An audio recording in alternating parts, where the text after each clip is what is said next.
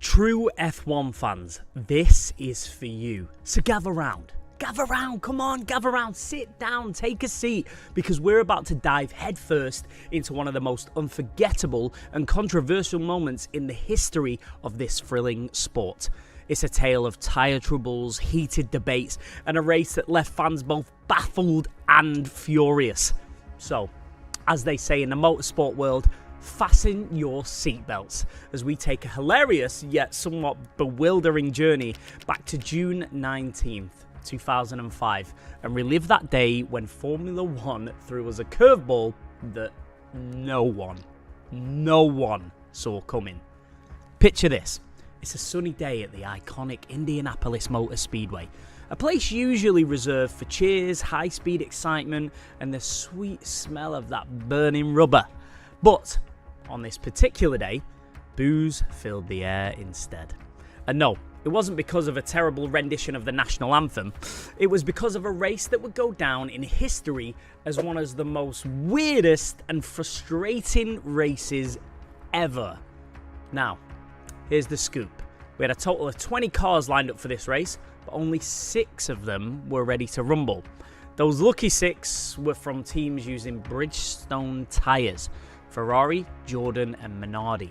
The other 14 cars, rocking Michelin tyres, decided to retire to the pit lane before the race even officially began. Yes, you heard that right. They decided, nah, we'll just sit this one out, thanks. I know. Why, you ask? Well, it all started with a tyre failure. 2 days before the race, Ralf Schumacher, Mike's brother, had a bit of a whoopsie with his left rear tyre during practice. And let me tell you, the turn where this happened, turn 13, was like a tyre's worst nightmare. It was a high-speed and bank corner, a combination that gave those rubber rings a serious workout. And to make matters even more interesting, the track had been recently repaved with a more abrasive surface. So, imagine trying to do ballet in steel-toed boots. It would just never work out in your favour. That's basically what the tyres were up against. Michelin, the tyre supplier for 7 teams, including the likes of Toyota, Red Bull and McLaren, were scratching their heads over these tyre failures. They even flew in replacement tyres from their headquarters in Clermont-Ferrand, France, if I've got that right. But those tyres were the same as the previous ones. It was like they were playing a never-ending game of tyre roulette. So, Michelin sent a letter to the FIA race director, Charlie Whiting, saying, "Help, we don't know what's going on and we're worried about safety." Charlie Whiting, however, was less than sympathetic. He basically said, "Why didn't you bring the right tyres in the first place?" Good answer, to be fair. Maybe just tell your drivers to slow down in turn 13. But Michelin wasn't having any of it. They wanted changes to the circuit for safety reasons, which Whiting shot down faster than a Ferrari on a straightaway. Then there was a meeting of the minds, with the bigwigs of Formula One gathering to figure out what to do. Bernie Ecclestone, the CEO and president of Formula One, Michelin reps, the track president, team principals, and even the Minardi owner, Paul Stoddart, all sat down to talk. But not Ferrari's Jean Todt. In the end, they agreed to install a chicane in turn 13. But then Ecclestone dropped a bombshell. He told them that Todt had refused to allow the chicane. Todt, I can't stop saying it like that, Todt basically washed his hands of the whole mess, saying it was an FIA and Michelin problem. Not his circus, not his monkeys, right? So, back to the drawing board they went, discussing ideas like a non-championship race.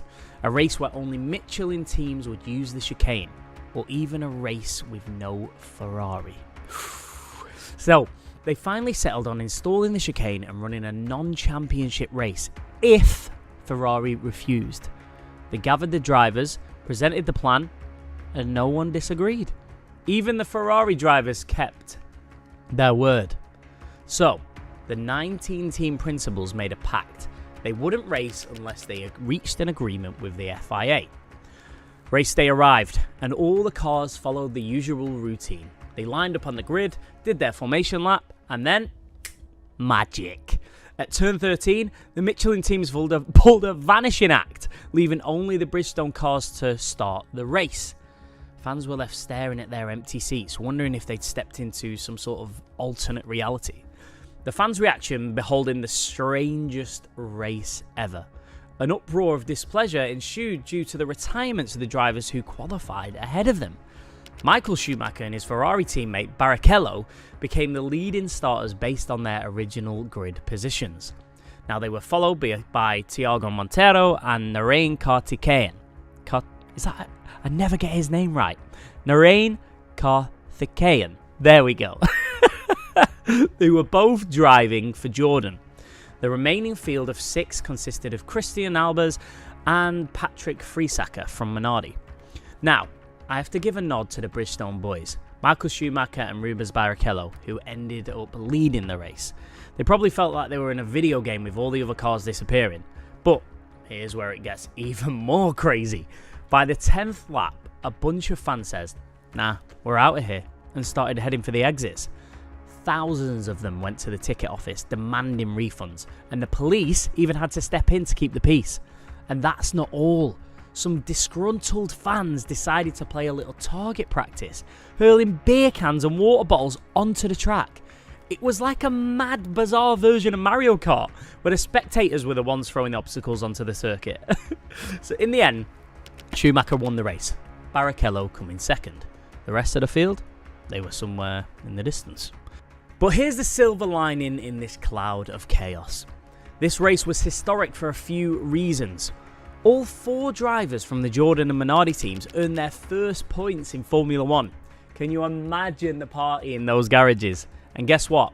The Indian driver, Narain Karthikeyan, scored points for the first time in Formula 1.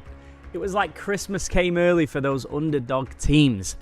And Thiago Montero claimed the first podium of his F1 career. He probably hugged that trophy like it was some sort of long-lost win. But again, there's a kicker.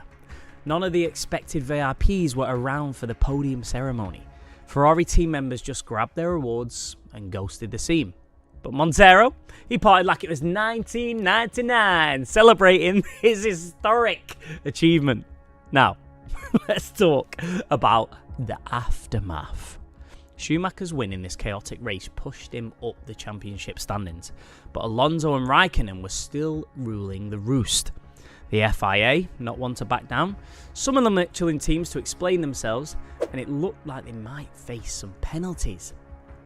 But here's the twist. McLaren and Red Bull told the FIA that Indiana state law could have left the Michelin teams facing criminal charges if they'd raced with those dodgy tyres. Suddenly, it wasn't just a race, it was a potential legal minefield. So, the FIA backpedaled faster than a race car hitting the brakes. They cleared the Michelin teams of all charges, and the whole thing became a he said, she said mess. Max Mosley, the FIA president, tried to explain it all with hypothetical situations and analogies that just left us scratching our heads. It was like trying to solve a Rubik's Cube blindfolded.